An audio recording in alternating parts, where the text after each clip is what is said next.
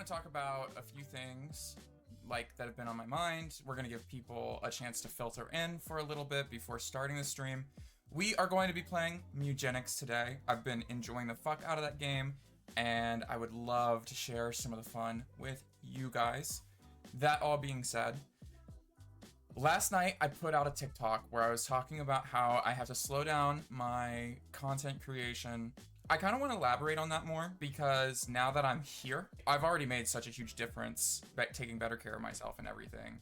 I'm already starting to see big changes in my mood and behavior, which, you know, is great. At first, like last night, I uploaded the TikTok and I was like, why the fuck am I even doing this? I don't feel like I'm making any progress. Like, am I doing the right thing? With content creation, I have visible, trackable results. I can point at them. I can say, this is good. This makes me feel good. I am accomplishing something. All of that stuff has immediate results. Plus, like, for instance, that short form enjoyment that I've been chasing. In the few moments where I have had completely free, I immediately default to like doom scrolling, junk food, or this or that, or this or that, just dopamine, right? And it hasn't been good.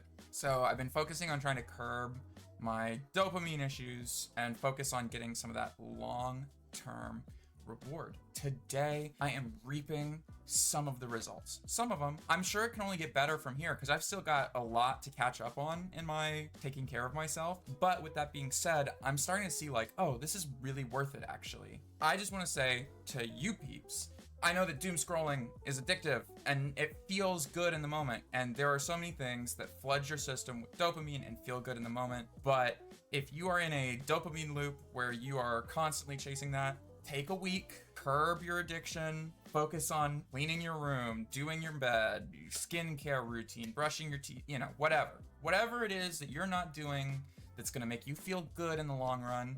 Take a week to do that. The things that make me feel good in the long run and like should be giving me a sense of accomplishment and purpose or whatever, I don't get on the more personal stuff because I don't really perceive myself, but I kind of view myself as an animal almost, or like subhuman because of my childhood trauma or whatever. And it leads to this thing of like, when I do the work, I don't really feel accomplished in the moment.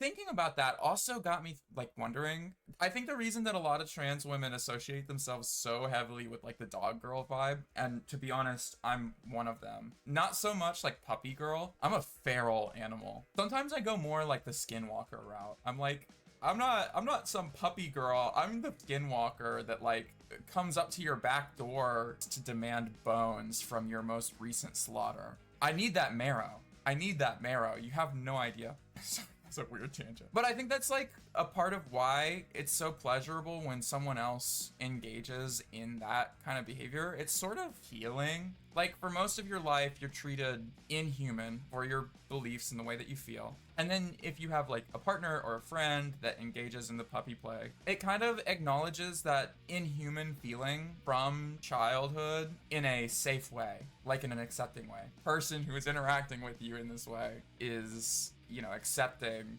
this part of you. I just want to go ahead and say that even though my brain knows I'm a person and I deserve people things, I deserve a clean space, I deserve good food, I deserve to take care of myself and to, you know, all of this people stuff that people do for themselves to feel good. Even though my brain, the logical side, knows that, it doesn't really matter because the deeper, like, emotional part of me just completely unaware to the existence of myself. It's like, what? That doesn't matter. That doesn't even exist, girl. What are you talking about? Go make a TikTok. Go do literally anything but do those people things that you need to do for yourself. Oh, Brie, you're so silly.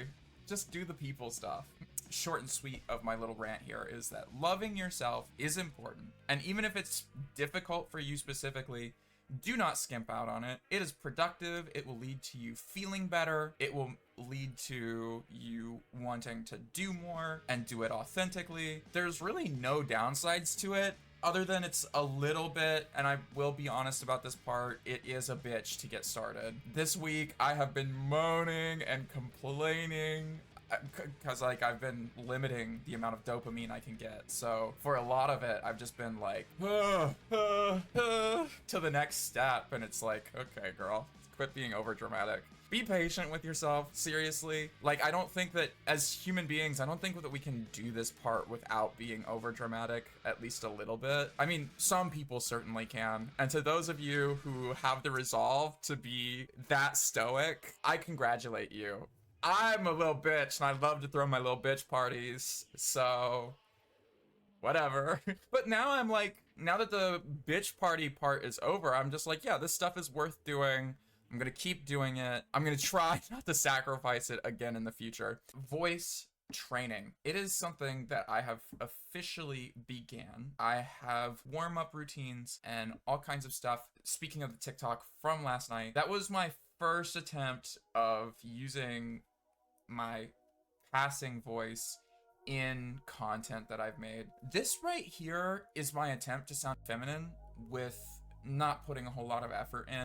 If I'm being honest, I'm just adding a little bit of a vocal fry and talking at slightly pitched up to my natural tone. This is very easy and casual, which, you know, a lot of you guys don't seem to take issue with. You're like, okay, that's Brie, that's what she sounds like. Thank you, I appreciate that. I want to sound a lot different than this. My end goal for voice training is that I really want to do ASMR for you guys. I have been in love with ASMR as a genre of content for a very long time. It's something I wanted to do for people for a very long time. I am enamored with ASMR. ASMR is my special interest. And I want to make ASMR content for you guys so bad, so bad. You have no idea. It is a long road to get there. And I'm in the process of like making that a reality. But the voice training is definitely a part of it. Last night, I posted the video and I was hearing my own voice and I was like, oh, that doesn't sound like me at all. Like, it wasn't,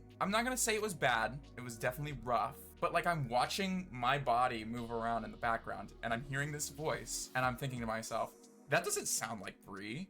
That sounds like some other girl. That does not sound like Brie. I'm not some like high-pitched e-girl, girly girl. That's not my voice. That is not the goal for voice training for me. I think I'm going for like what I would like to end goal. Have more of a mature, I'm gonna use the term, I hate this fucking, no, that's just it. I'm not a girly girl, I'm mother, okay? I want my mother voice. I want to mother you guys. I'm going to smother you with my mother voice when I get to ASMR. That's the goal. you know, like, I think the problem with, I think that voice training is gonna have me going to some unnatural places first, because I'm not used to all of like the pitch training and the vocals, and I'm looking into some singing exercises along the way. I like to sing. It would be awesome if during voice training I learned to sing at the same time. That would be super cool, you know, all of that stuff. Okay, I feel pretty caught up with you guys. That's what's been happening in my life this week. That's what has been on my mind today. For the most part, I believe. I don't think I'm missing out on anything, and if I do, it will most likely come up